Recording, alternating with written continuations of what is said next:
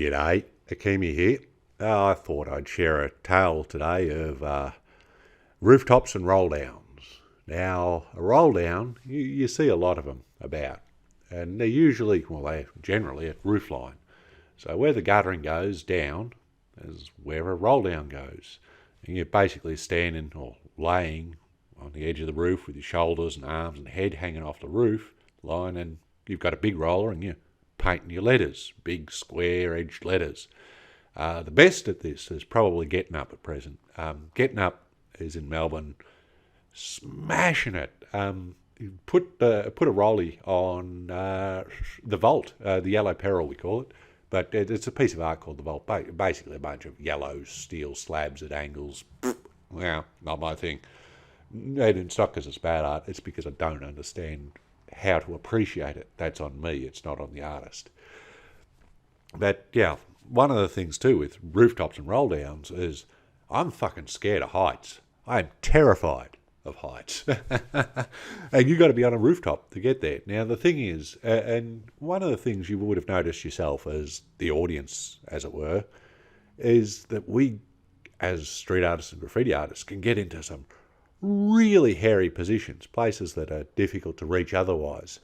And, rooftops are a part of that. Next time you're on the train in Melbourne, rolling out through the suburbs, keep an eye out. You see graffiti everywhere, but check out its placement. And a lot of the time you're going to have to ask yourself, how the hell did they get there? And this is a bit of a story of how we got there. The roll down we did, a mate and I did this. I don't think either of us had done roll downs before. I know I hadn't. I'm not sure if he had. And, this was on the South Morang line, and we found a roof line we could access that you could see from the train tracks. There was no point in doing it if it's not seen. Now, to get to this rooftop, we had to walk the wrong way down a freeway exit ramp. Those exit ramps that take you off the freeway into suburbia, so on and so forth. So we had to walk probably 20 metres the wrong way down one of those. And, it's Melbourne, and this was pre-COVID, so there's cars everywhere all the time, and cars are flashing past you as you're walking down. And bear in mind, you've got a big tin of paint, a pole, and a paint roller. So, you are going with a lot of equipment, and you've got to be able to get that bucket of paint up there with you. So we had to climb this wall. It's only a bit of a 6-foot climb, concrete surface, so hands on top, lift yourself up and over. And then you had to walk along the line of that wall, the top of that wall, to get to the next rooftop. And there's probably a 3-foot gap between that wall and the rooftop. I'm 2 metres tall, so a 3-foot gap shouldn't worry me. Scared the shit out of me. It took me probably 5 minutes to get the balls up to step across to the roof line, because it was a step, it's not a jump.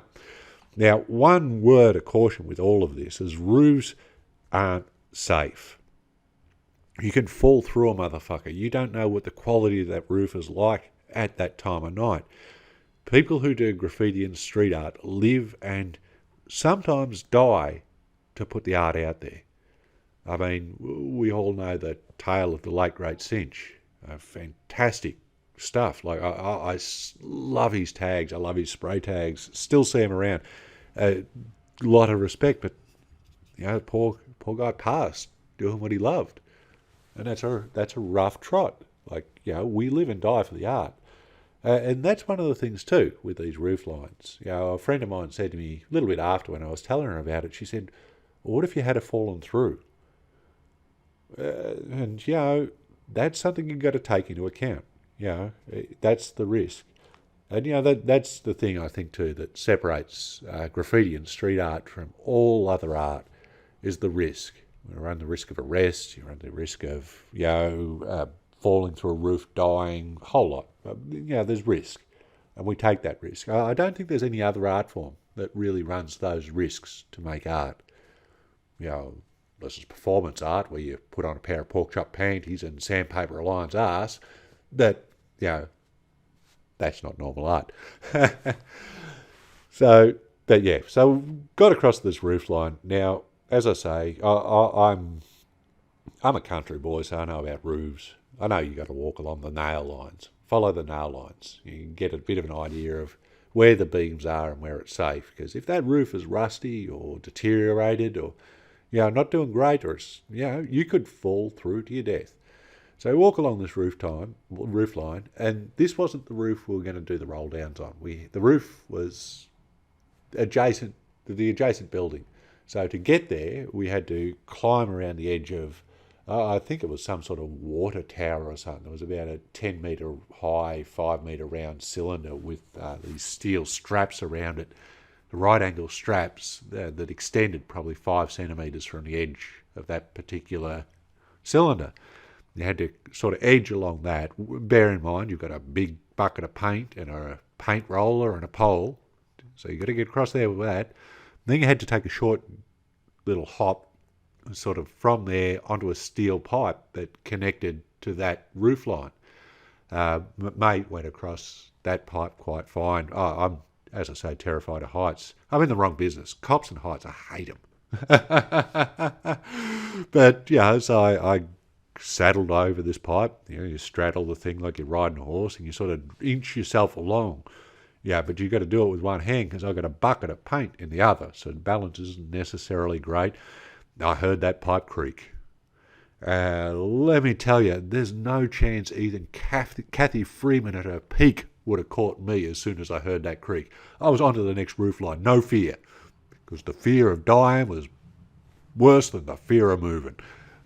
Made it easy. So I get along to this roof line, and then a roll down. As I say, you got to lay off the edge of the roof, and you get the roller and you paint your letters vertically down and across. And I did a terrible job. We picked that roof line because you could see it from the train line that we were on, and mate did his roll down, much better roll down than mine, and success.